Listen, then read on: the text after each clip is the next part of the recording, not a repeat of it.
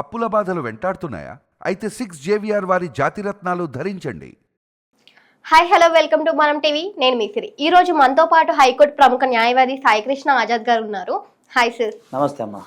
Sir, ఇప్పుడున్న జనరేషన్లో చాలా మంది ఆడవాళ్ళు ఇష్టం లేకుండా పెళ్లి చేసుకున్నాక ఇష్టంగా కాపురం చేయకుండా ఆ పుట్టింటికి వెళ్ళిపోయి అక్కడే ఉండి భర్తని వేధించడం, భరణం కావాలి అని చెప్పి ఇలాంటివి చేసి డివోర్స్ కావాలి మాకు అని చెప్పి కేసులు వేయడం, వాటిపైన మీరేమంటారు? ఇది చాలా రెగ్యులర్గా జరుగుతూ ఉన్నాయండి. ఈ రోజుల్లో ఏంటంటే అంటే మ్యారేజ్ అయిపోతుంది. సో ఆమెకు ఇష్టం ఉందా లేదా అనేది తల్లిదండ్రులు మరి ఏం జరుగుతుందో మనకు తెలియదు. జరిగినప్పుడు ఆమె ఏం చెప్తుంది, మేము తల్లిగారింటికి వెళ్ళిపోతానా అని చెప్పేసి ఇంకా మరి కాపురానికి రాదు. అలా మా దగ్గర చాలా కేసులు ఉంటాయి. 1 year 2 years, ఒకళ్ళ నిజం చెప్పిన 7 years కూడా రాలేదు ఒక భార్య పుట్టింటికి వెళ్ళిపోయి.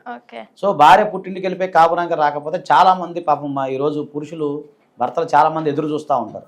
అయితే ఇక్కడ ప్రాబ్లం ఏమవుతుందంటే, మామూలుగా ఆమె రానప్పుడు మీరు చేయాల్సింది ఏంటంటే ఫస్ట్ మీరు చేయాల్సింది, కాపురానికి రాకపోతే ఆమెకు సంబంధించిన బంధువర్గంలో కానీ వాళ్ళతో కానీ ముందు మాట్లాడండి.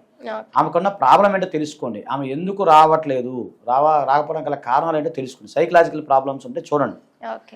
అలా సెట్ అవ్వనప్పుడు మీరు ఏం చేస్తారు అంటే, జనరల్గా ఫస్ట్ నేను చెప్తున్నాను, పెద్ద మనుషుల ద్వారా ప్రయత్నం చేయండి. కానప్పుడు ఏం చేయాలంటే న్యాయవాది ద్వారా ఒక నోటీస్ పంపించండి, లీగల్ నోటీస్, కాపురానికి మీరు రండి అని చెప్పేసి.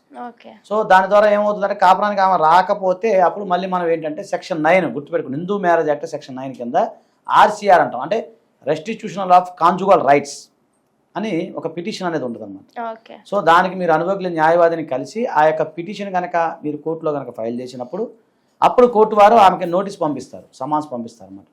సమన్స్ పంపించిన సందర్భంలో ఏమవుతుందంటే, మళ్ళీ అప్పుడు ఆమె రాలేదనుకోండి, రాకపోతే కోర్టు వారు అంటే కొన్ని సందర్భాల్లో కోర్టు వారు ఏం చేస్తారు, ఆమెను పిలిపించి మీకు మామూలుగా కౌన్సిలింగ్ ఇస్తారు కోర్టులో. అసలు ఏం జరుగుతుంది, అసలు ఎందుకు రావలేదు, ఎందుకు పరిస్థితి అని చెప్పేసి. ఆ సందర్భంలో కౌన్సిలింగ్ ఇచ్చినప్పుడు అప్పుడు ఏదన్నా ఆ మనసు మారితే మీరు ఆటోమేటిక్గా సంసారానికి తీసుకుని వెళ్ళొచ్చు. అలా జరుగుతూ ఉంటుందండి. సో అయినా కూడా ఆమె రాకుండా ఉండి అలానే మొండికేసి ఉంటే కనుక ఏం చేయాలి? బలవంతంగా తెచ్చుకోవాలా, లేకపోతే ఆమెకు తగ్గట్టుగా వీళ్ళు కాంప్రమైజ్ అయిపోవాలంటారా? ఒకటండి, ఇప్పుడు ఆమె కాపురానికి రాకపోతే బలవంతంగా అనేది ఎక్కడ లేదు, చట్టం లేదు.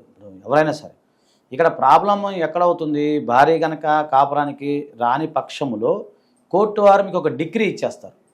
అంటే ఇప్పుడు ఏం రావట్లేదు కదా, సో కాబట్టి డిగ్రీ ఇచ్చేస్తున్నాం అంటారు అన్నమాట.